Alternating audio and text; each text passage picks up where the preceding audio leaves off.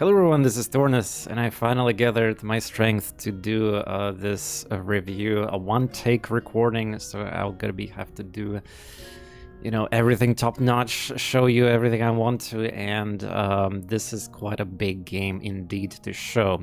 Chrono Ark, I got in it 220 hours plus, and who knows how much I'm gonna still play it. It's been finally out of early access for more than 4 years. Quite a journey it was, indeed. And let's get started. Chrono Ark, what is it? It's I'm not even gonna sugarcoat this. So usually, like, the reviewer's opinion about the game is like at the end, and the score or whatever. I'm just gonna right here say this, in my opinion, of course, subjective, is one of the best, if not the best, team deck builders roguelites on a market. And there's plenty of good reasons why this is so. Indeed. So yeah, you probably, wow, TorNis, like, you're the TorNis guy, you're hardcore, and it's so hard to please you, you're so picky with, like, you're saying this is one of the best, if not the best, deck builders, card battlers? Wow, what is going on? Why I never heard about this game? What is this Chrono Ark? Well, there might be a reason why you never heard about it, because this is Korean game, and this is not a coincidence, because a lot of games these days actually ended up being quite a bangers from China or Korean. Limbus Company, the Project Moon, the developers, Limbus Company, the Library of Ruin, and of course Limbus, a company that is everybody's playing right now. And this game is not an exception. I mean, also I forgot to mention Troubleshooter, which is Korean XCOM, and there's a few other great Korean games that I've been playing and streaming. But yeah, this game is definitely not an exception in terms of this, like, hidden gem success and the true labor of love. Let me show you this right here. Look at this. Thank you for 300,000 copies. A small indie game that made from 2 initially people, and then later they started hiring more and commissioning more artists and composers and what's not. Yeah, so of course the project expanded upon the years, but yeah, that is a lot of copies. Even AAA like games mainly don't reach that kind of number. This is fantastic. And yeah, for the context, this game was it was crowdfunded in Korea a little bit in that platform that's there, and there's quite an interesting history for that, but it's probably worth for the different video. There's like some playable characters are references and actual people and the VTubers and what's not. There's a lot of influence from some people who helped along the project, like some Korean YouTubers. But yeah, that's besides the point. It could be for a different video. Quite a successful game indeed, and let me show you another successful page here. So this is, I'm recording this video on May 9th, which is pretty much a little bit after you can see by the graph here easily. So what's going on here? Trusty Steam database. So first of all, look at how many concurrent players right now. So the peak, oh my god, 7,000. I was not expecting that myself. I mean, the game already had a fantastic player base and players, you can see before the release. This other spike in you can see in April 26th is because the final update was technically out already at that week, and the official release was just formality for the DLC release there. So yeah, that's why there's like 2 spikes of the players. Yeah. Yeah, this is actually nuts for such a game, and especially with the game that got a huge visual novel aspect into it too, with the story. But that's actually the best part about it too. So yeah, 7,000 peak, steady 6,000 right now. It's might increase again during weekends, and yeah, so many reviews, fantastic score. You know this is a banger, right? And again, The thing is, like, before somebody's gonna ask in YouTube comments, like, why you're not showing the gameplay right now as you're talking here? Well, first of all, it's a one-take recording. I'm not super editing it and stuff like that in tech. So besides, this game's gameplay is kind of, well, you're not going to be able to really understand much if you've never seen the game before, so just like some kind of, well, flash animations in combat and stuff that you'd, like cards and things, and you will not understand pretty much anything without explaining. And this is the thing about this game. You need several hours, if not more, just for like kind of like guides, tutorials, explanations. And again, this is going to be a review video, not guides and things like that. I will do some basic demonstration of gameplay later on the video and show you how the game loop is played and so forth. Yeah, but again, it's not the point here to show some kind of build or the efficiency or some top tier strats, top 10 tips. Of course I have them, but again, it will be for a different video. So yeah, that is impressive numbers to see. And now that the game is out, let me show you one more thing. I'm doing it like live, literally here. I hope I'll not mess this up. So, developer of the Chrono Ark. By the way, don't be confused with the name AI Fine, or it looks like AI, but it's actually L. And to be fair, there's nothing AI in this game. This game was in conceptual stages and in early access way before this whole AI craze thing right now. So yeah, the Chrono Ark is out, and the developer is already teasing the game called Deception Engine. Deck building heist RPG. I'm not going to read through everything here. You can see it in Steam announcements. But they basically want to implement similar mechanics like Chrono Ark and Darkest Dungeon XCOM base management and heist mechanics with the multi-cities here. So something kind of reminds me of Limbus, Project Moon's sectors, the districts and what's not. But we'll see. But yeah, this looks really exciting, of course. And just another thing I wanted to show you here. Oh yeah, there's the this thing here. The developer is being sentimental here and talking about the development and how everything went, and I recognize there was good and bad updates during development of Chrono Ark. Yeah, I remember some, I guess, controversial ones. I learned what people like, what people don't like, but why development period was so delayed and what I can do. Well, yeah, there was obviously delays, the COVID and other things. Based on my experience of developing Chrono Ark, I want to make it even better next game. Thank you. So yeah, the beautiful message here. In fact, definitely recommend this cute art everywhere. There's even featured cosplay for one of the playable characters. But yeah, this is basically all I wanted to show you, how this game is successful or it's not. Let's talk about now, jump into the game where I am here. So what's so special about Chrono Ark? What's so unique about it? Well, and why I have a high praise for it? Well, this is a game that got a very surprising mix of things. In fact, this game could be considered multiple games in one. It's effectively a visual novel. There's integrated visual novels heavy stories. So again, in this review, I should have probably mentioned it a little bit earlier, but I will be avoiding and not talking about actual story spoilers and everything, because this is exciting for you to discover. That being said, in the section of music that I'm gonna do, I will be presenting some of the music tracks, which might or not be, well, minor spoilers, or what's not based on how epic they sound. So you might maybe want to skip music parts. There's going to be timestamps in video chapters.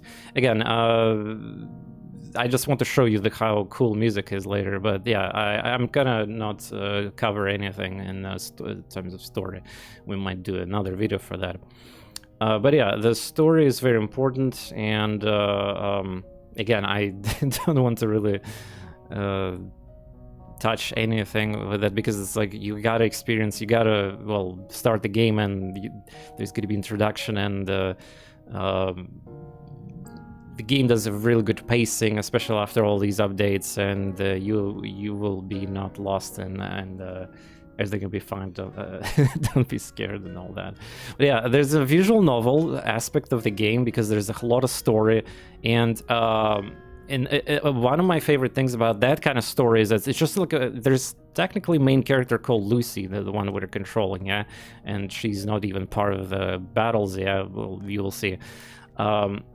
But this game features more than 20 different characters, and you might even consider multiples of them being playable characters. There's so many playable characters. In fact, let me show you quickly here as I start a new run. This is, yeah, for other explanations of scope, but yeah, look at how many playable characters are here.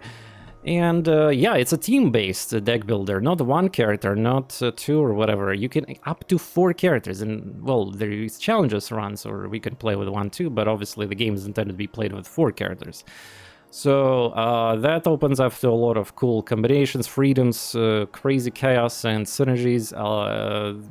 The amazing part about this game in that regard, but I'm gonna talk about it slightly later. So a story, right? The reason I like this whole character, so I showed you playable characters. On top of that, there are characters that are not playable, and there's a lot of them too. And the story branches, and there's like different perspectives.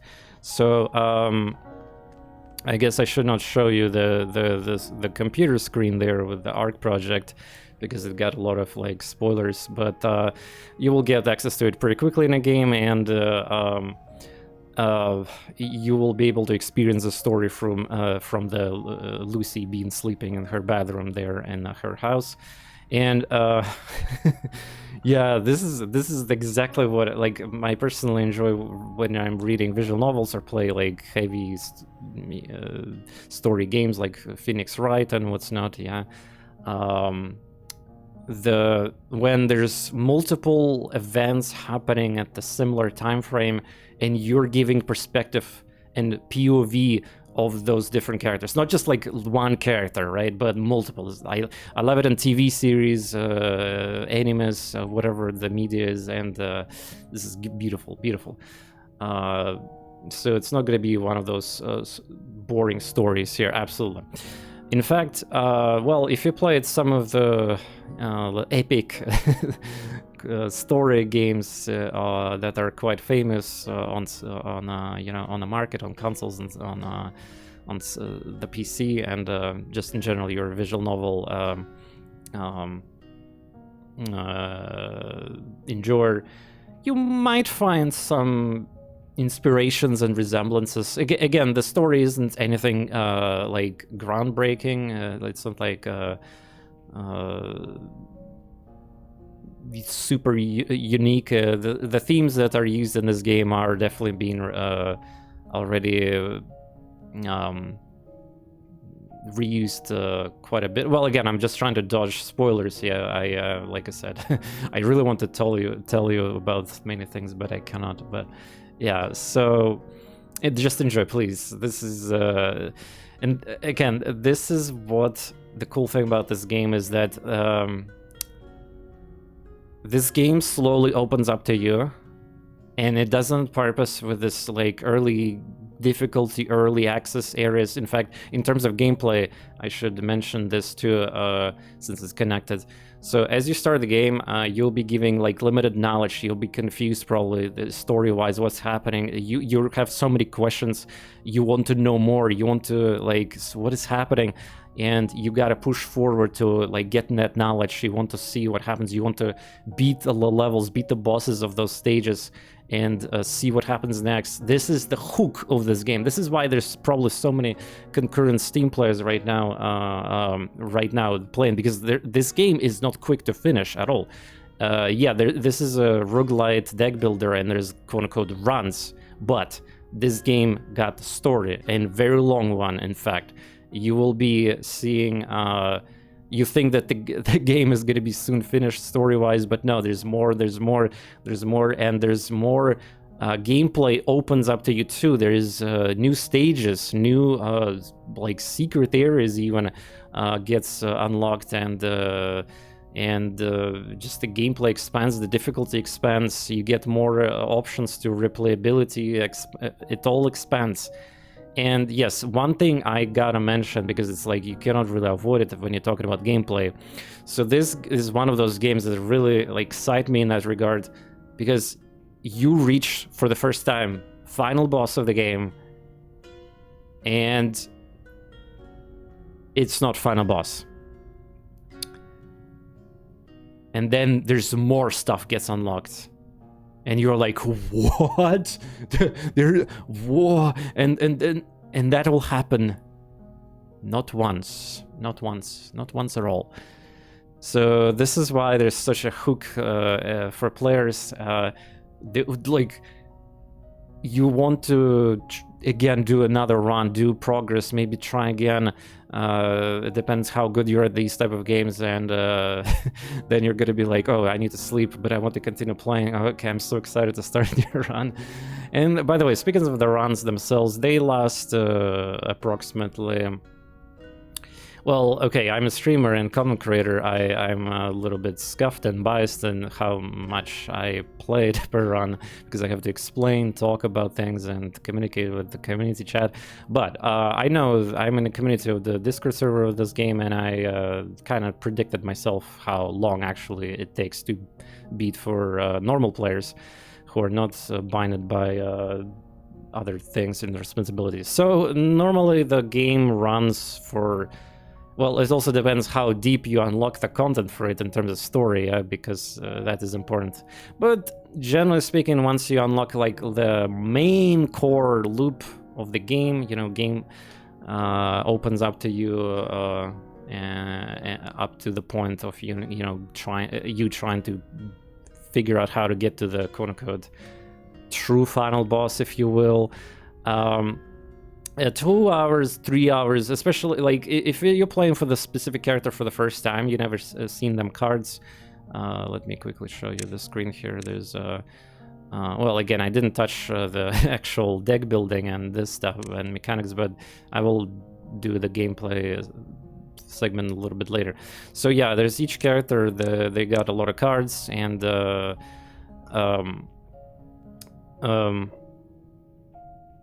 if you never... Also, each character gets its passive, which is an important mechanic that differentiate them.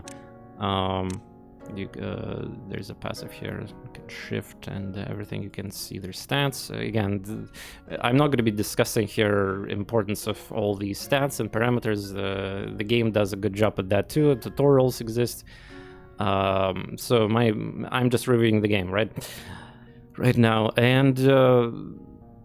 if you never played with a character, yeah, it's probably going to take you longer. In fact, it could easily go beyond 4 hours or even 6 hours per run. Again, if you're doing some hard difficulty, expert mode, and stuff like that. Optional bosses and other things to do. So the run could go heavy, for sure. But if you're already experienced player, you're already using the characters that...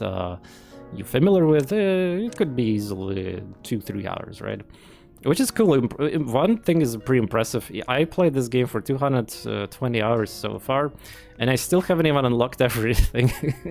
I mean, I'm pretty sure I'm very, very, very, very close to it, but again, I haven't been farming credits, the in-game currency, to unlock things. But yeah, there's still so many relics, items, cards. But yeah, when you start a new game from new file, definitely prioritize on unlocking the passives and Lucy's abilities that are useful for a game. You can ignore this whole like friendship thing where you don't spend credits buying gift event. It's for later. Don't worry about the gift. In fact, gifting system was introduced as one of the final early access updates for the story and stuff like that. So yeah, that's the how long the runs are. So the gameplay, unfortunately, is I could start a new run, but there's just so many things to explain, and what's not is actually going to be a mess. But I'll still try to be really brief. I want to show you how so the gameplay consists of 3 things, I would say, in this game: visual novel parts when they happen, or you explore the computer in your home and try to figure out things there. Then there's map exploration with hexes, and I'll show you, of course, the map and some basic things you need to know about there. And the combats, the main the main treat of deck builders and enjoyers of difficulties, and the dream. If again, the reason I mentioned at the start of the video why in my opinion, this is the one of the best, if not the best, deck builders on the market, is because, well, you know, Slay the Spire, people compare Slay the Spire clones and other things that had happened after that. There's many creative deck builders, but unfortunately, I'm gonna say it this way. Once you experience this game and you truly enjoy it and go deep into it, you will be displeased or not satisfied with other deck builders. Even if they're team or 2 characters, whatever, you're gonna be seriously displeased with how feature lacking or like not interesting or boring the other deck builders are. That's just like, I experienced that too. Like it's really hard to, you know, please me in that genre after experiencing Chrono Ark, such a massive beast of a game, which ticks almost everything that I enjoy pretty much about this combination of genres. So yeah, of course, there's great deck builders, and I still to this day try them, especially if they're, for me, I need to have like a unique part about the game, right? And then I'll be hooked for sure. In fact, if you've been following my streams or uploads on YouTube, you probably noticed that I covered a couple interesting deck builders too, you know, in recent months. But yeah, you know, the unique thing is about Chrono Ark in terms of deck builder is that there's many gameplay features I will be able to show you once I start the run, but the main thing is that there's this fixed ability thing, and each character, again, remember, there's 4 characters in the game, and you have your deck, and you draw cards, and you play them, but each character got something called fixed ability, and this is effectively compared to Hearthstone power from the Hearthstone. So what does that mean? You can use your quote-unquote hero power every couple turns for the increased mana cost, and it's going to be like always card in your hand, so to speak. Yeah, it's always going to be available after the cooldown is gone. But the price is, of course, increased mana cost, and many cards cannot be fixed due to obvious balancing. And that opens up so many cool things. You can effectively customize your run so much, or every run you do, and the whole chaos happens if you want to. Like you don't know which relics you're gonna get, you don't know which equipment items you're gonna get, you don't know which events you're gonna get, you don't know which boss you're gonna get. You might get completely countered by some specific bosses, which are cleverly designed, by the way.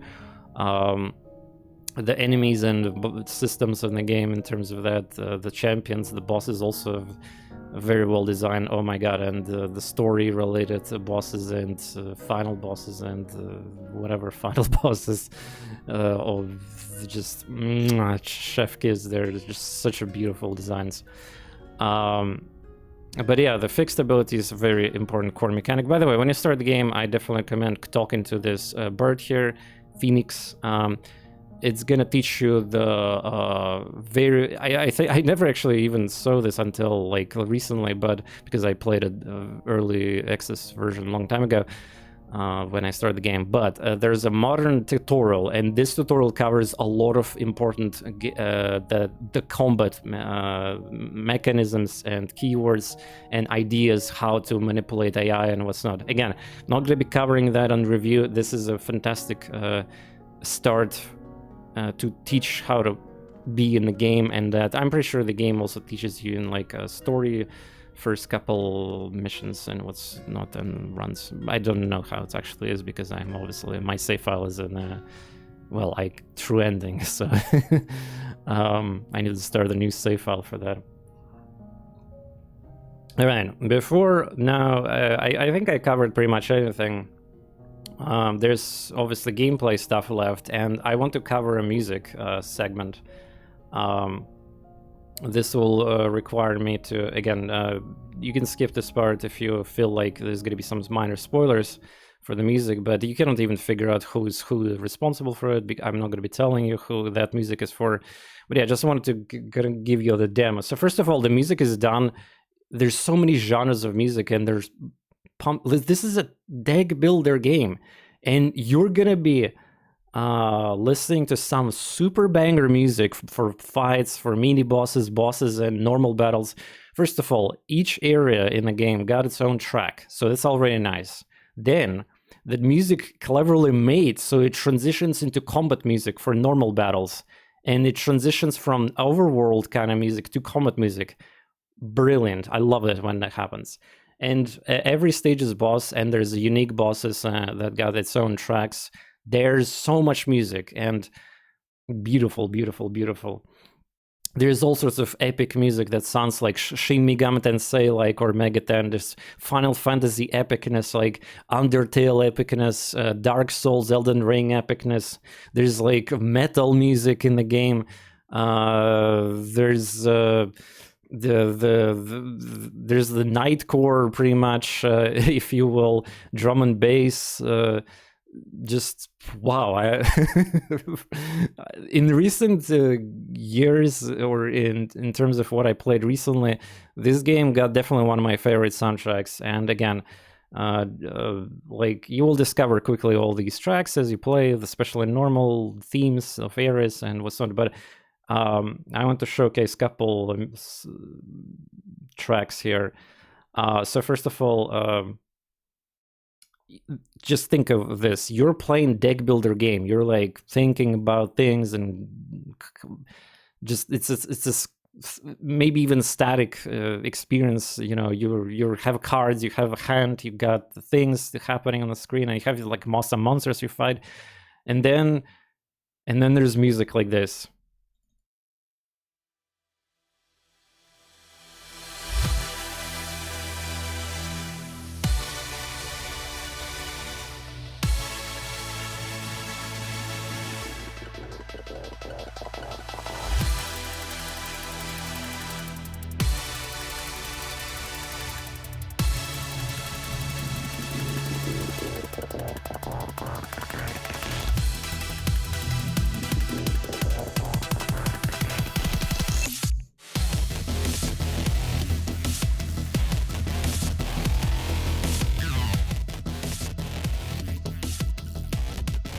Yeah, this is the moment you reach, you know, in your run to that point, you're like super pumped. You're like saying to yourself, "You're gonna beat this now. I can beat it." And then, well, spoiler alert, you probably will die quite a bit. But yeah, this is just what, for a turn-based deck builder game, you got music like this. And again, now I'm gonna present you music without context. I'm just gonna show you again many tracks.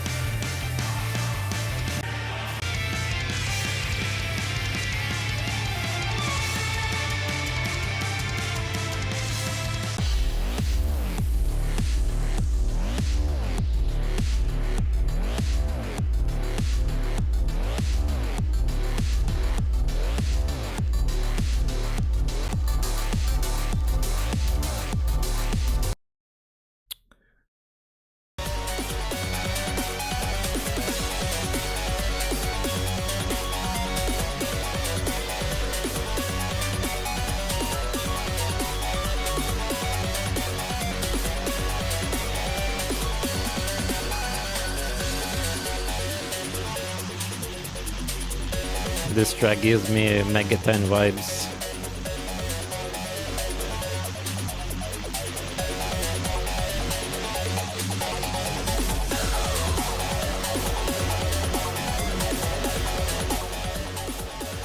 Then there's some goofy music, which are kind of like Undertale goofy. And this is boss too.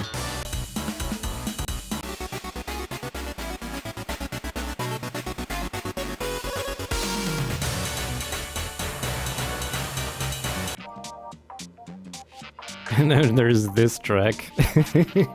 Clown Fiesta.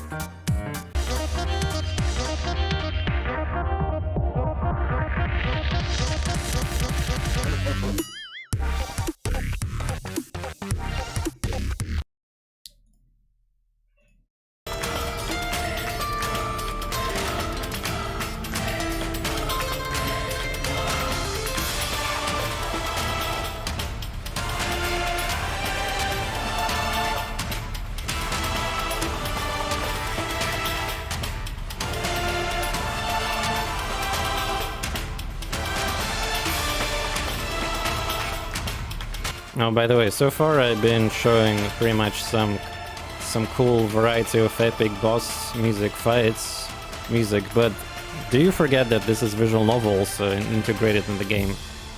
There is going to be so many tracks connected to that, and this is one of them.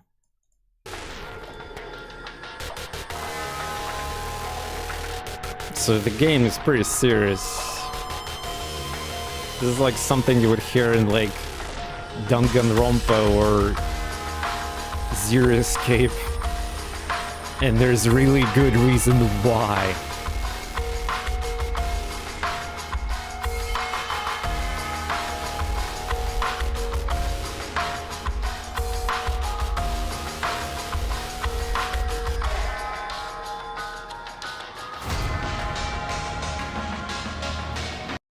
Yeah, plenty chill music also. You'll discover quite a bit there.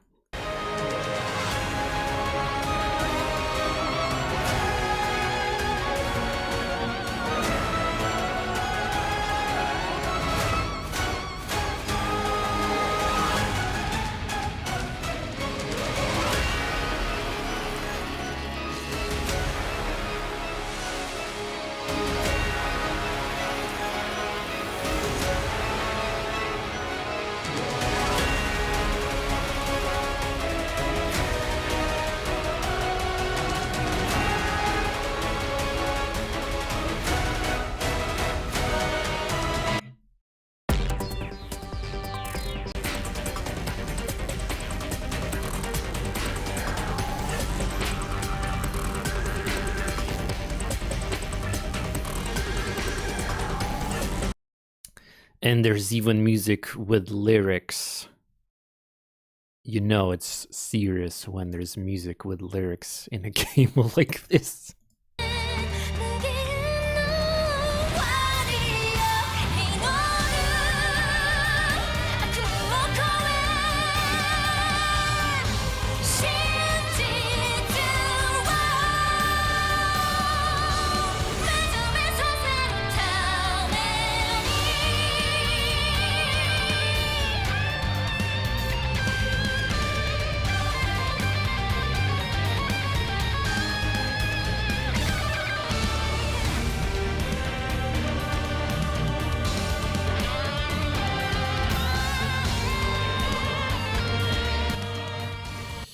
But yeah, out of context, obviously,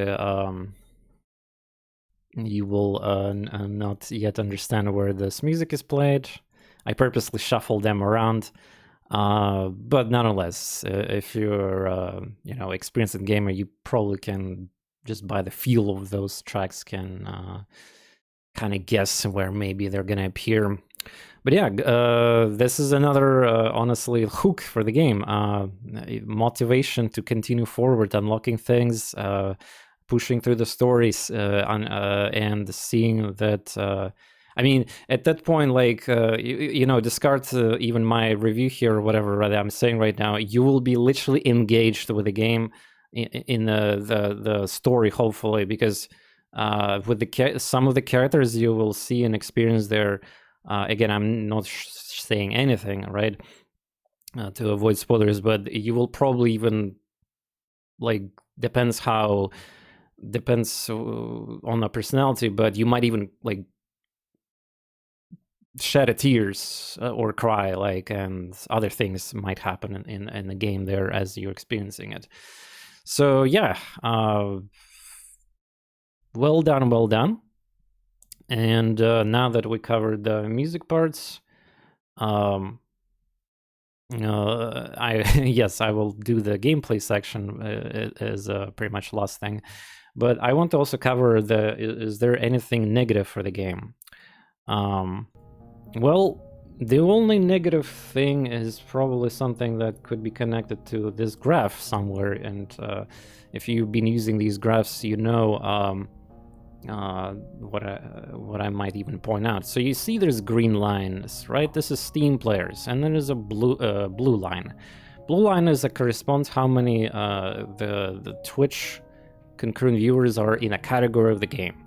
And that huge spike that close to 8,000 there, that was like Soda Poppin streamed for 1 hour. Literally, he tried the game and he got completely wrecked by the reading things and not understanding things. So many misplays and mistakes.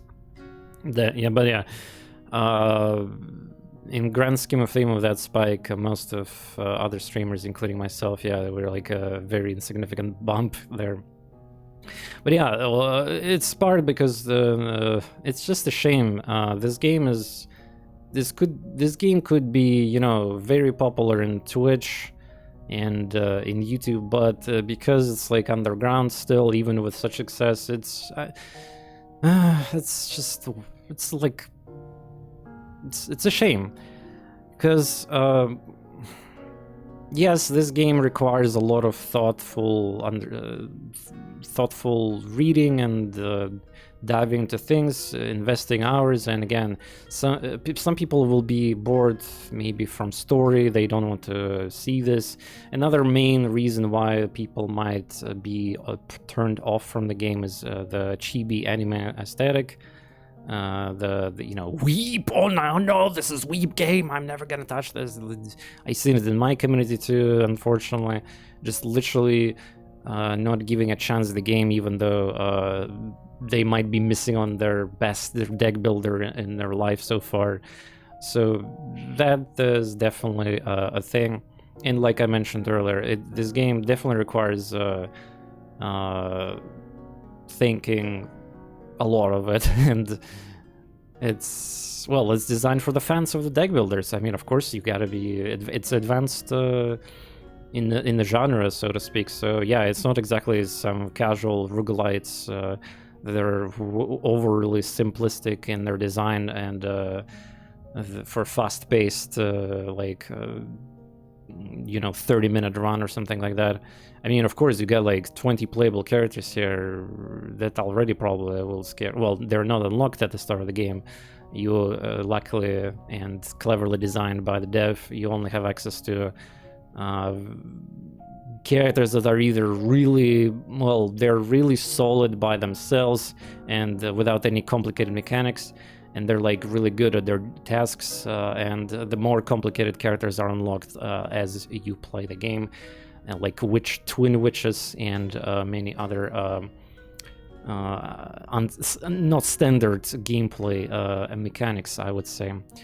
But yeah, that's pretty much the negative. I mean, it depends, like, if you dislike visual novel story or anime aesthetic, and the complexity, the UI, the balance, like, this game was polished so much that it's worth noting that the UI was changed many times, and I cannot really complain about pretty much anything else anymore. And those are the only negative things that I mentioned about the game, very much. And you saw how I've been praising the game, even to the little details and insignificant details for some people, like music even, yeah. But yeah, let's go jump into the gameplay and basics. But I need some food break. I'll make a pause on recording and come back, and we're gonna do gameplay. Yes. Alright, I'm back here and ready to finally jump in the gameplay segment, and then we're gonna discuss replayability and mod support, by the way, and stuff like that, and then the final thoughts, I guess. Alright, well, again, the reason why I didn't want to immediately go into the gameplay, because, well, first of all, there's a spoilers also, but there's just too many things. The game will explain better, like tutorials and what's not, but yeah, I guess I have to. Let's just pick, I guess, characters that you're most likely gonna play at the start of the game, and they're unlocked, so let's pick Azar and Preshel. Preshel is really a newbie-friendly character because of her passive. I mean, most of the characters that you have default unlocked, they're gonna be newbie-friendly. Effectively, this passive lets you control what you're gonna draw. And Azar's is the character that got just a cool mechanic that augments existing cards and adds these illusion swords. You will see. But yeah, again, I'm gonna really briefly talk about things. So this is how this run starts. Expert difficulty. By the way, the expert difficulty is pretty much how the game is intended to be played. Again, if you're not able to handle it, of course you can switch to normal, but expert is basically how the game is. Yeah, there's some cool additions and limitations, but yeah, also unlock stuff faster through the expert. The game also features a bunch of different game modes, challenges, by the way, so, but I should probably talk about it in the replayability part. Alright, so, like I mentioned earlier, the game consists of hexes on a map exploration, and my camera blocks minimap, but again, it's not important. My webcam, I can open the minimap like this. So these are the fights. I mean, there's a legend here that tells you everything. So basically, the idea of each level is this. First, you vacuum everything that you can without fighting, and then you fight. And then also, if there's something like, okay, perfect example. So when you find something like this, like question mark, it's event that you can create an object, so to speak. Yeah, you're creating it, like this twisted land evolves as you do things in the lore of the game. So there's two options that you can reroll starting from the next level, but besides the point, there's a good thing here. So, for example, a lot of these choices are basically like this: something safe, good, really good, or something negative but really good, or some kind of trade-off, small negative thing, and like there's all sorts of useful things you can find in these events. And again, you click them, you don't necessarily have to engage with them, you can leave them for later. For example, obtain cursed relic here, right? Or cursed skill for Lucy. Well, yes, but guess what? You can also find the cleansing, so event where you can cleanse either cursors or something like that. Or for example, this enchantment table that I rolled here, I can save it for later once I kill the boss of the stage, and I will get equipment, better equipment for this to use, or the shop access and what's not. So again, you don't have to interact with these things, you spawn them and you leave them. And by the way, we don't have any equipment right now. Each character have 2 slots. This is your inventory. There's the keys that you use for unlock treasure chests and the deck. One main important thing about the game, delete excessive amount of skills. Don't stack them like madman. There's some builds that involve around stacking skills, yeah, but generally speaking, you want to be as thin as you can, because you're gonna get 4 characters and you need to consider their thins, decks, and fixed ability. And Lucy herself is gonna have a lot of cards, which are either rare ones or the draw cards, yeah, so they're gonna also be in extra cards. And yeah, there's effectively the best way is just, well, the limit is 5 cards, yeah, but again, I'll be able to show it later. So yeah, we're playing as Lucy, but Lucy acts like a team leader, and that she's not directly fighting, she's support, and basically because of her she casts like stuff, and yeah, we're not fighting with this main character.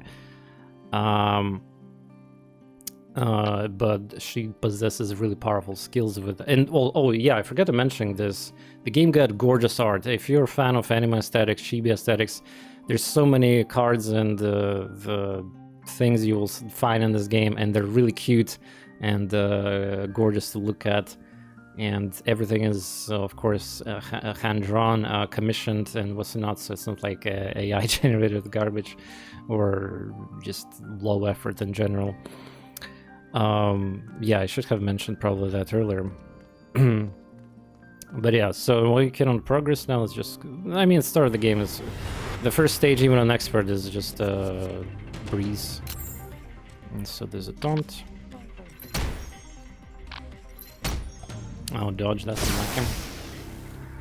I'm not going to be really talking about every single game mechanic, but this game uses also this health bar. It's kind of like in fighting games, or if you can heal this bar while it's green, but if you get hit again, this bar will be gone, and then you have to do a really you gotta heal your characters with 33% efficiency for overheal.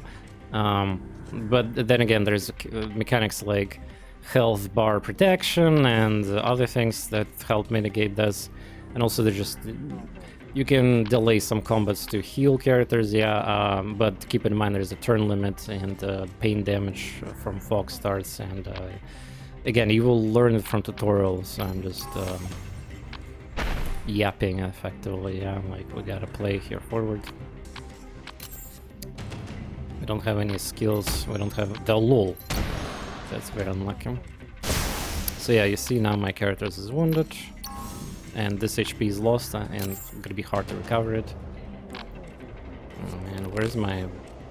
Oh wow, really? Where's my attack? Very unlucky start, but yeah, doesn't matter. Again, I'm not trying to min-max stuff. Oh, we got a basic white quality equipment, which we can improve right now. Yeah, you see? Save the table and we can use it to get some enchantment. Yay!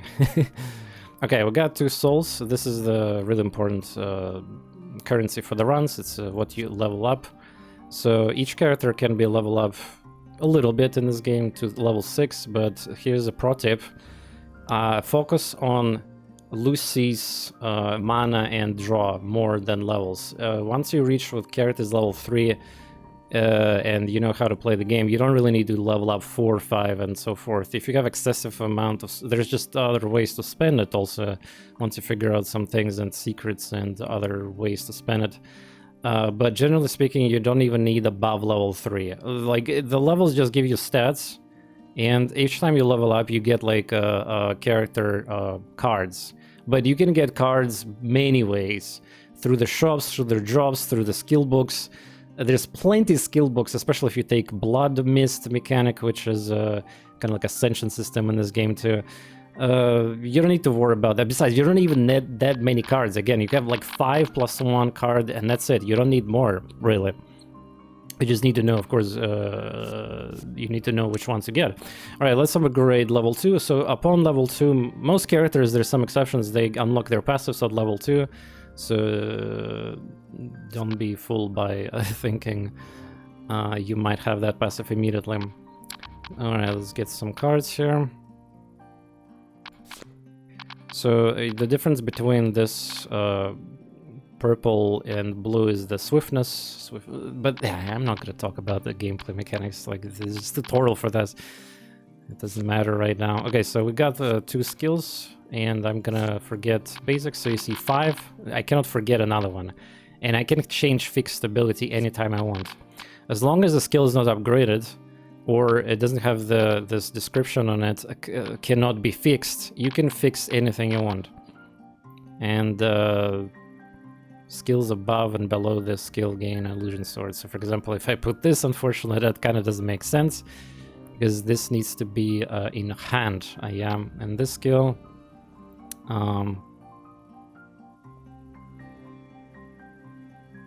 this skill we can put it, but yeah, it got the discard, so it's kind of weird to on it. Honestly, this is not a good skill to put as a fixed by definition here, but yeah. So there are the chests in each floor. You open them up. You can also go into settings and enable fast playing option, which skips the entering these rooms with chests. Oh man, great item, but -2 speed. Speed is really important in this game. It's basically like initiative order of actions, and again, the tutorial will explain most of this and stuff like that. It actually takes a significant effort to explain a lot of mechanics, including speed, you know. So I'm just showing how the game is, you know, the map and what's not, the kind of like the order of things. So you find more of these, and then you choose. You use a key to obtain one more potion. Get relics. Relics are good. Item high quality. There's rarity of items. You want to primarily focus on getting purple and legendary, yellow and purple items. You can upgrade items in between zones in a campfire. If you have the same rarity of items, you can upgrade them to the higher rarity. You're gonna get plenty of equipment, so that's also a good thing. Take small amount of damage. We need key or skill book for the demonstration purposes, I guess. So this is like a common thing to get. I would suggest to use this skill book actually when we get third character in the party, but whatever. So you get one random skill choice from each character you possess. So in this case, well. Purifying the bear is okay. Can delete one of the heals. In fact, this might be a good fixed ability. Purifying bear, debuff removal, pretty cool thing to have. And yeah, if you can heal by using potions, bread. This is like or campfire. When you have like permanently damaged HP like this outside of combat, you can still heal it if you're clever about it. You just need to have a powerful healer cards, and you need to overheal. This card is not a heal, it's a bearer, but yeah. Also, check this out. Illusion Sword. It's a special modifier because we have Azar. And now we play this card and we spawn a sword. Yeah. Now we've got only one enemy to deal with. This enemy creates an annoying card that gets stuck in a deck, but this is a... I would not recommend delaying battle against this enemy because unfortunately it gets dusted. So, but again, demonstration purposes, we can overheal. And yeah, these numbers, yeah, action count, I'm not gonna be touching on that right now. Too many things to explain. So now increasing maximum mana is also very useful. Draw cards is all needed as you progress, because otherwise you draw only 2 cards by default per turn, which is pretty much nothing. Trust me on that. So you'll be having a lot of draw.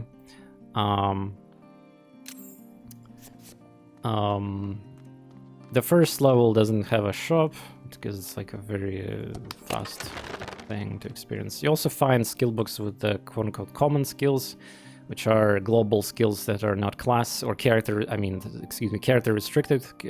So heal is just a, well, normal thing. It's slightly better than mine, I think, yeah, in terms of efficiency.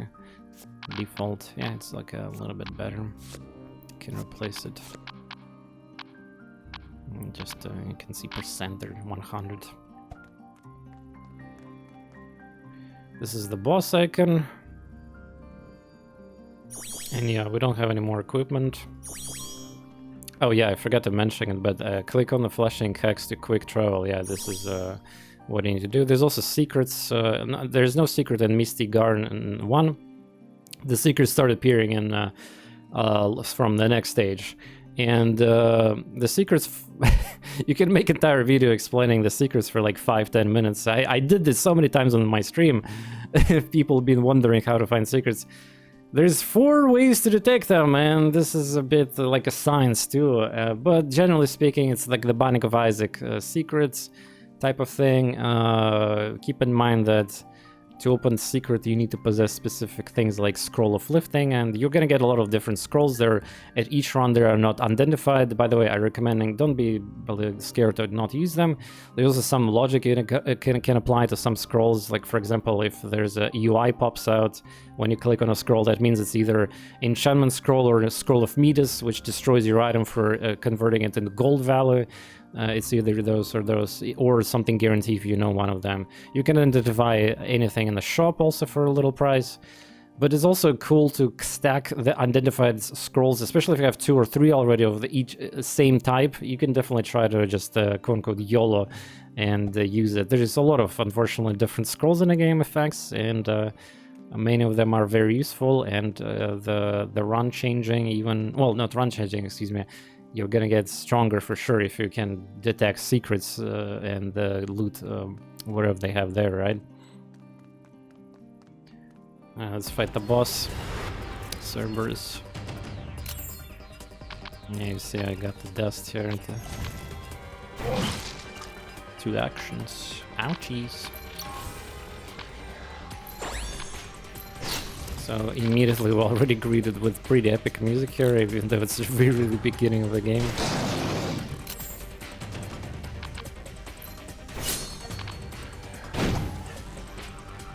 But yeah, there's crits, dodges, all sorts of mechanics. I cannot cover that right now. Too many things to talk about in terms of gameplay. And again, these are very basic cards. Every character got a special quote-unquote ultimate cards and visual VFX, yeah, visual effects basically. When you use a card, it's like a special animation will happen basically, and each character got multiple of those. On top of that, I forgot to mention this, but the cards that we got so far are yellow. These are common cards. Each character got 3 rare cards, which normally per run you can have only 1 rare card in a deck for each character. There's some exceptions and rules, but again, you'll be they're going to be explained in the game. But yeah, so there is also that kind of wacky. And oh, that door! One of my characters is about to die. No, it's okay, we can kill them. That door, that probably rings a bell from Darkest Dungeon, and yeah, you might be right. This game features that door mechanic, which is pretty interesting also to play around. Look at how much we got loot here. So let me explain. Credits, this is Ark, the permanent meta unlock currency. Got, of course, souls, more skills, golden skill book, which is rare skill book per ally, the box of friendship, which is random gift item. Got equipment or relic usually per boss, more soul stones. It's I think it's because difficulty, I think, or like, I don't know why they're in different stack. Gold and some random consumables, plenty. There's tablets, herbs, other healing items. There's a lot of consumables and potions also in the game. So there we go. Here I'm just quickly doing things. I'm trying to explain. Bombs. This is with the screen of the campfire. This is where you kind of rest. This is the relic display stand where you put your relics. I haven't found a single relic in the game, so we're gonna unfortunately have to... Oh, we got weed! Let's go! This is your safe if you for some reason want to quit the game. And there's also going to be some other things, NPCs, and depending on the story progression of your face, you will see other stuff here. But the main important thing is campfire. You click here, rest, you can use bread to rest, you can burn bread, you can burn books for healing. The blood mist is a ascension mechanic, pretty cool. Token of friendship is talking with unlocking friendship and more conversations with them. Recruit is only a couple times, obviously, because we're gonna have only 2 more characters. And again, you have to be careful with who you choose. You can break your run if you have a healer DPS, or excuse me, tank and healer, and then you take another tank or healer, you might potentially break your run. Or you have like a healer that's also mixed into DPS, and then you don't have enough healing, and then your choices should matter based on the character role. But also, if you're familiar with the character, you can create wacky combinations. Again, from what you've seen, customization in this game is massive.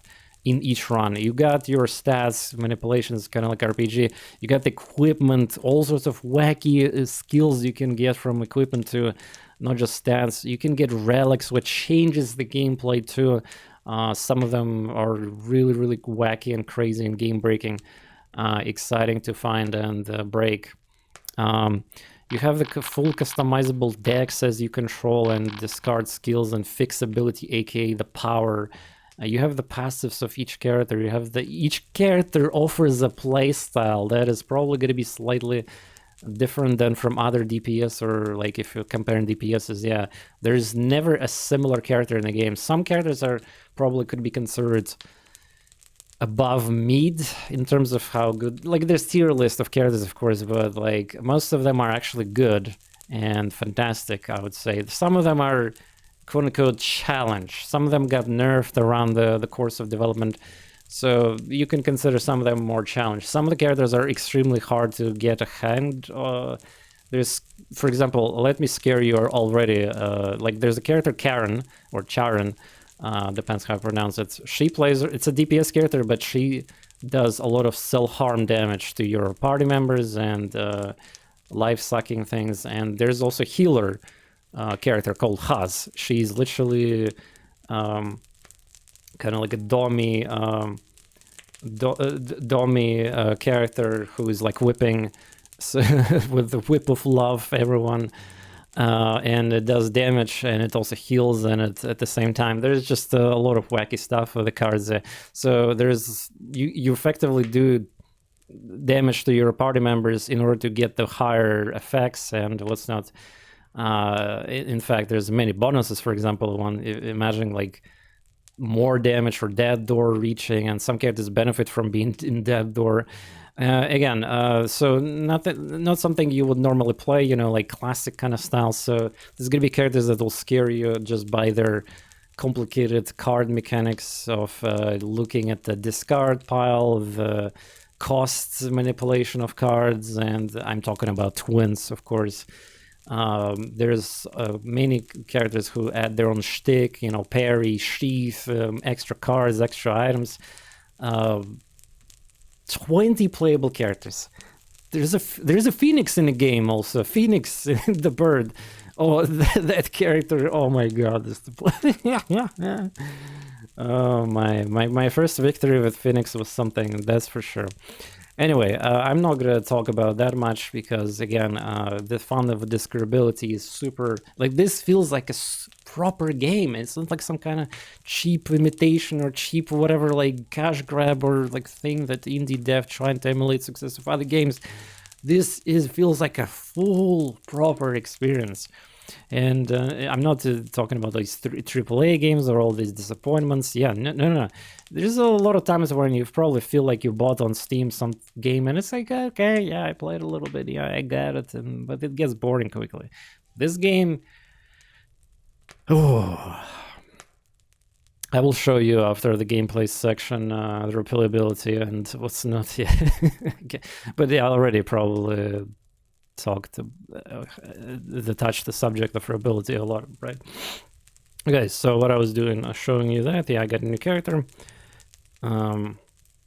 Blacksmith is a combination of items which I don't have. I have 2 items, but that will be effectively rerolling. If you're or downgrade even. If it was a heroic item, the purple, that would be rare created from here. I think, but yeah. But for the sake of demonstration, yeah, we can create an item. Wow. And receiving damage, receiving healing. Yeah, okay. Spicy item. Also, by the way, this High Priest, like, this is actually an item designed for pressure. Some items are obviously equipment from the characters that you play, and you also need to unlock items. There's many conditions to unlock items from meta currency, but some items you need to play through playing the game with specific characters, or all of them. And to be fair, you need to reach some boss, and then final boss, and then blah blah blah, final boss, final. There's so many final bosses in the game. I'm not gonna spoil. But yeah, once you reach these kind of things, you get unlocks, achievements, and more things get flooded into your item pool, so to speak, or relic pool. But yeah, this one is what, attack -2 attack power, healing power records, etc. to give your own skills in the deck once, fixed ability. Yeah, this is extreme. This item, by the way, is really extreme. It changes dramatically your gameplay of the character or deck. So once means you play the card once and it's gone from the battle, but fixed ability costs 1, which could be really important. But again, it's a contextual item that needs a bit thought into it. Yeah, we can do another reroll here. Just maximum health and debuff resistance, increase healing by wear. Really solid item, by the way. All right, now we're done. Like, magically gonna appear another character. Level them up, get their skills. You get more skill options because of friendship levels, so there's definitely a good reason to have that. This character is a berserker type. He does a lot of damage, powerful damage, but he sacrifices his own HP for other things like that.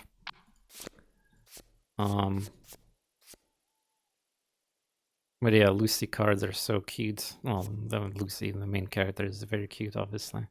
By the way, the skin, there's a lot of skins now in the game too. I kind of didn't touch this subject, but there's, in the full version of the game, there was the swimsuit DLC released. Let me actually show you in the encyclopedia here.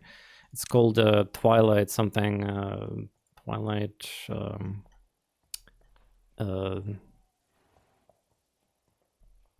Twilight something, one moment. Summer Twilight, there we go. It's a DLC, it's also on discount right now.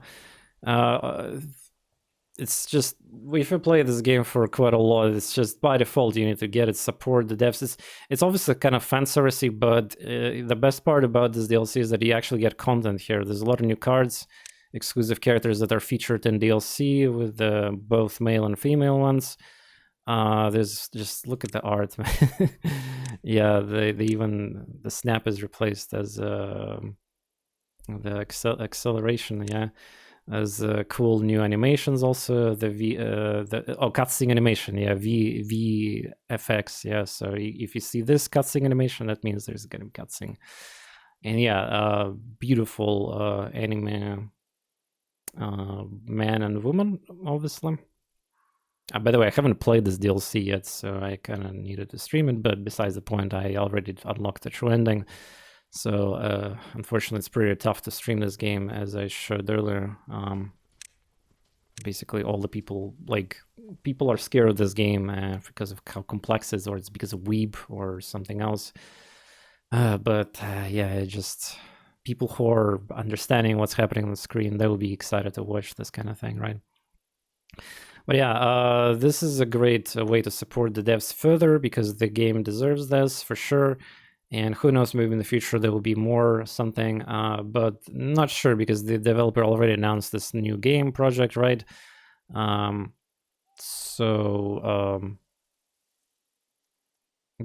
and the reason I mentioned, yeah, there's a skin for the Lucy, some of them unlockable. There's a cat suit from the credits unlock. Don't recommend focusing on it unless you completed the game many times already and just have a bunch of credits. Just focus on unlocking items and relics and skills. This specific skin is one of the endings of the game. You get unlocked, and of course there's a swimsuit Lucy too. And swimsuit DLC gives the Azar, Preshel, and Karen and a few other characters their alternative swimsuit versions too, so pretty cool, especially for those. There's obviously community servers, there's a lot of active players of the game and their personal preferences of waifus and husbandos and all that. But yeah, great DLC nonetheless. Again, it definitely looks kind of like, damn, just a fan service. Well, okay, people have been playing this game for 4 years in early access, and there were always new content through story, but this is just another new content for. Yes, some people obviously will enjoy this probably from the, you know, artistic standpoint, if you know what I mean. But most people just want more playable content and animations and the stuff that I showed you. But yeah, that's a DLC thing. Let's pick up the the Bloody Revenge. That's a pretty good card. So yeah, what I need to show you more. So yeah, now we go to the music is gonna be different now. Misty Garden 2. Each stage got its own music, normal battle themes, and of course the boss themes that I showed earlier in the video. Various types, and yeah, now you repeat the thing, you explore, you can press shift or whatever button you chose and then explore things. These exclamation marks, right?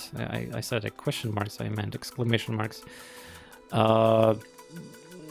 Try to find secrets, just don't fight anything, you explore, go to the shop, buy items, skill books, relics, whatever you need. Just look at how many. By the way, the first level is like tutorial level. It almost got nothing. The Mystic Garden 2 is where the quote-unquote real game, I guess, starts, because the map is suddenly massive, and it's gonna be like that pretty much in every other stage from here on. Well, depends on story progression. Because when you start game, like I mentioned earlier, there's gonna be some the game is not gonna be fully open to you. And yeah, you click here, you get events, and you can refresh. Once your blood bank is really good, sacrifice HP of characters to get the key, and if you're a good player, you will heal back during normal encounters. Keys are really important. All right, so be excited for exploring. There's secrets in the game. Again, secrets like the Binding of Isaac stuff. There's also completely secret area, which was normally like the story kind of pushes you to actually learn about it now because it's integral to the story. But before that, it was like a truly community secret. People who knew how to. It's kind of like, I guess you can compare this to the Enter the Gungeon secret zones, which are really challenging and also get quite a bit of investment to get there. So similar here, yeah. And oh, let me warn you, the secret area in this game is extremely dangerous. You gotta be well prepared or know what you're doing, of course, if you're going there once you get. But yeah, don't worry about it. I've seen people play like for 50 hours and they never even got to the secret area, secret zone. So yeah, that's the thing. There's gonna be elites starting from this floor. They're gonna be like cursed, the animation, and you can dispel the curse, but I don't never recommend doing that because you get more rewards by defeating them. Don't be scared. You should be fine, especially without blood mist activated. Again, the game could be intimidating, but I don't think so. If you're a person who reads, you will not be screwed for sure. And again, some things will definitely be more confusing as you the mechanics of some characters and things, but forget about it. Enjoy the atmosphere, enjoy the music, enjoy the story, the hooks of why like what is happening. I want to know more. These cool. What is the truth behind characters? Who they are, like. What I am, what is Lucy, like, what is the purpose of this thing? You're gonna have so many questions, and you will get, once you reach to the you know, true ending related context, most of them will be answered. Unfortunately, the ending does not answer everything, but that's just, I don't know, like I guess I could make an interview from developer. Developer is pretty active in Discord server, yeah, but I don't know. There's some things that are left unanswered, either by design or whatever, but... well, if you want to talk about this game's story, you can always join my Discord server and ping me and talk to me about this game if you want to. I'm open to that, of course. This game is really cool to talk about story too. So yeah, that's gonna be probably it in terms of oh,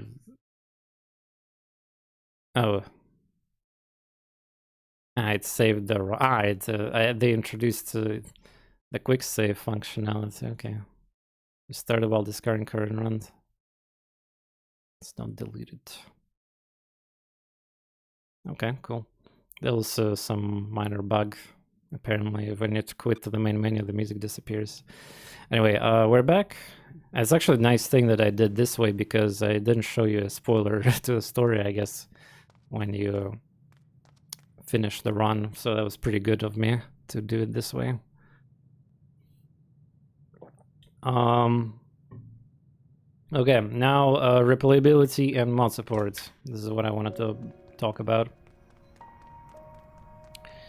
Well, again, I kind of touched that, but yeah, there's 20 characters, different roles, healer, DPS, tank. Some of the healers or DPS is actually deceivingly, because there's DPS healers too in the game, and some of the tanks are really wacky, and there's a lot of interesting characters to discover. Man, this is the border of which characters I completed the run on expert difficulty. Azar doesn't have a completion here, Mark. I just noticed. Disrespect. Anyway, this is where you select skin, by the way. Yeah, the cat suit and the new characters from this DLC. And new characters, new skins from that recent DLC. Karen, Preshel, Azar, Trisha. A lot of people like Trisha, obviously. And Haz. Haz is also featured. So, that's then. There's also challenge modes, difficulty. So people who want, by the way, really simple playthrough, there's also hope. Replay the game even if your party is wiped. Do not lose party progression, increase hope level. Well, actually I'm not sure what hope level means. Well, basically I guess it's just like a... you don't have to start from beginning and you can continue if you die. But yeah, when they fit all your progression, you start from beginning. I don't even know what hope is, but nobody plays with that. But you can. It's accessibility options are always good. Challenges. Yeah, there's challenges. Some of them were deleted from a game because they were redesigned and not interesting. There was actually a challenge that I completed that was pretty hard, but it was deleted from the game, unfortunately, so I cannot even flex. Only the people who watched my stream and remember that, I guess. But yeah, you unlock them also through the progress of the story here, so even more. Yeah, you can do random runs, obviously it's dangerous. There's all, and the mod support exists. There's a native Steam workshop support. You can mod yourself, it's pretty easy. This game is using like these packages that is easy to extract, and with various bundling extractors software. But either way, yeah, you can mod the characters, the skills, the other things. Yeah, the people already, obviously, you can imagine that there's like Project Moon related mods, because Korean fans, Korean is, Korean game, and Project Moon is very popular in Korea. Some Japanese characters gonna be here, and completely new designs. But also in community, there's also this community. So if you think this game is too easy for you, if you're master of the game, there's also Expert Plus mode, Despair, top difficulty. I forgot there's another mod that increases difficulty. But yeah, some of the people in the Discord server who get like 10,000 credits in their accounts and they cannot spend it, obviously they just play the game. They basically they just play the Chrono Ark and that's it. And yeah, they're the ones who are developing. The shout out to the Winnie Panda, who's also in the credits, by the way, and a few other testers and translators. By the way, thank you also to translators. The game is obviously Korea, and in early access the English translation was pretty rough in some places. But good job with the translation. Basically almost none. There's some minor mistakes in script, in story, with like space bars and some like stuff like that. But in terms of translation, good stuff. It's not localized, obviously. No bullshit with localization. It's literally just translated by the fans, and that's what we're playing.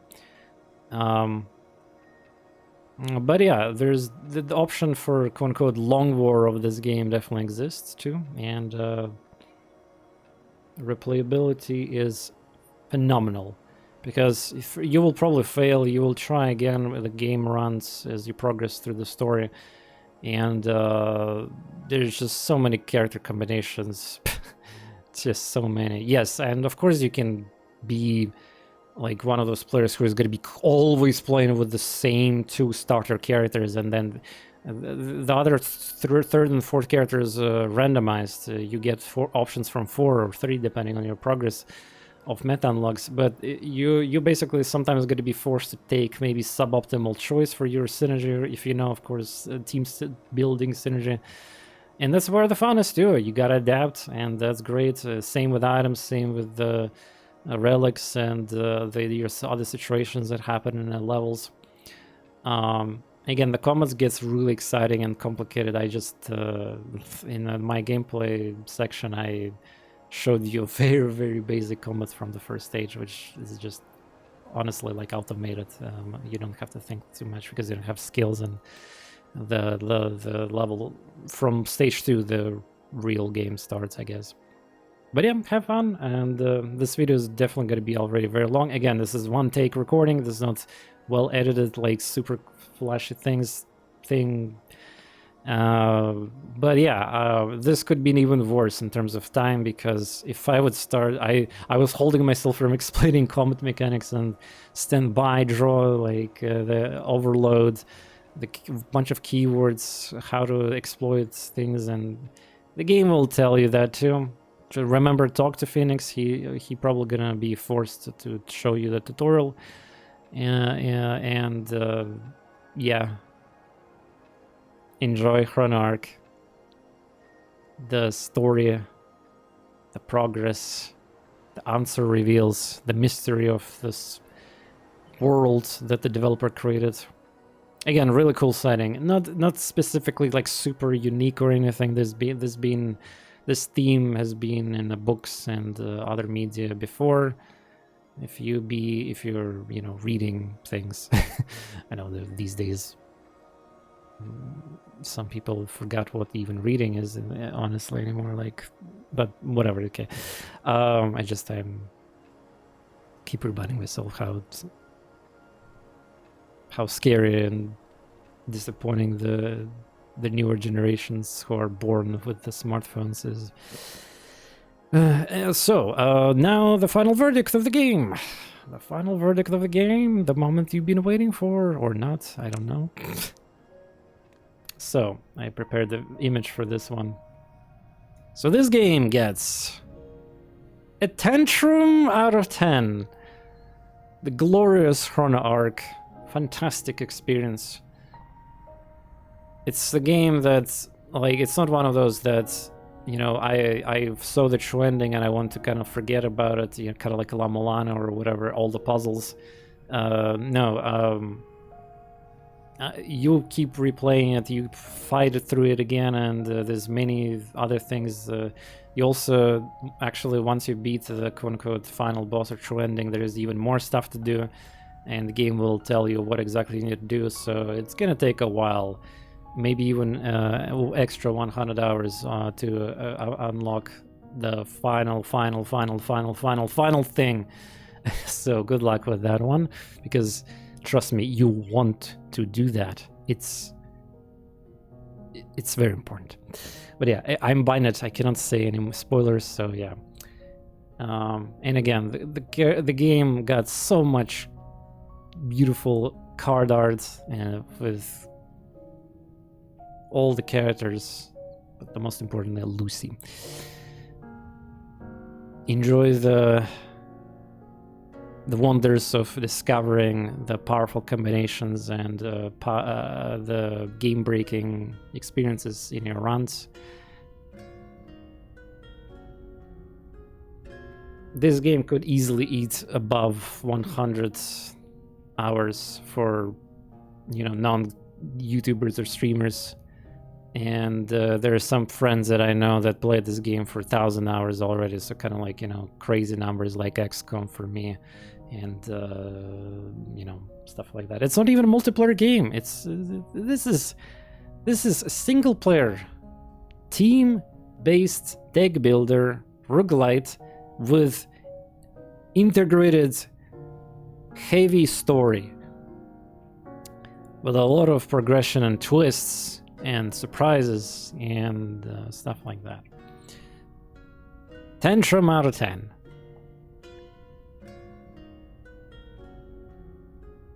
I'll see you in the next one.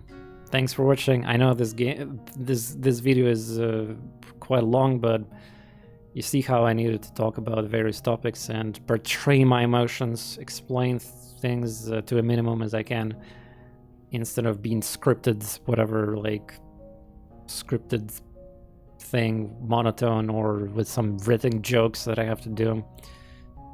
I hope you appreciate these one-take reviews, and I finally, like, this video was, it was hard for me to make this one because I knew it's going to be very long.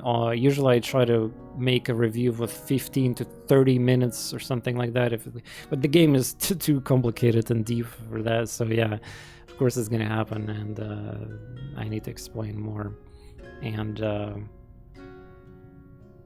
I initially I was just not confident in making the video, because I always wanted to make a review for it, even in early access, but it's just like the thought of one take recording for so long. What if I mess up something or say or whatever? Yeah, but yeah, we're here, and there's gonna be some cool projects in my channel if you're following the present day. Both exclusive YouTube stuff, reviews, first impressions, many new games exciting in May and June. Legion 9, the hardcore, King Arthur game, very hard difficulty. Many indie games. There's I could name them, but I kind of want to give you a surprise element to that I want to check out, and some bigger titles that we're excited for. Elden Ring DLC, the Shin Megami Tensei 5 Vengeance on PC, and what's not. But yeah, if you've been listening in, and like, one main motivation I had for this video was so that so people who are afraid to watch me on live streams for this game, or they were just not giving this chance, they were not giving a chance effectively to this game, maybe now they got understanding of my passion and love for this, and why I think it's one of the best, if not the best, on the market. There's also some famous streamers who share my opinion, by the way, but unfortunately they don't stream it almost, because again, this game is really hard to. You drop viewership basically when you play this game on stream. Shout out to Celerity again. He's also saying the similar thing as me. It's one of his favorite deck builders, and he played even more deck builders than I did, honestly. And there's also SD89 and a few other streamers and my colleagues who are sharing the same respect. And again, I don't know if the developer is gonna watch this. If anything, thank you so much for being incredible to community and listening to the feedback and your creativity with your team members, and for this game was beautiful to experience. And I'm obviously excited for the next project too, automatically, whatever the case is. Crowdfunding, wish lists, being excited about it, promoting it, I will be there. You deserve my attention/trust in that for sure. Chrono Ark, the link is gonna be of the game in my description as always, and I'll see you in the next one. Bye bye.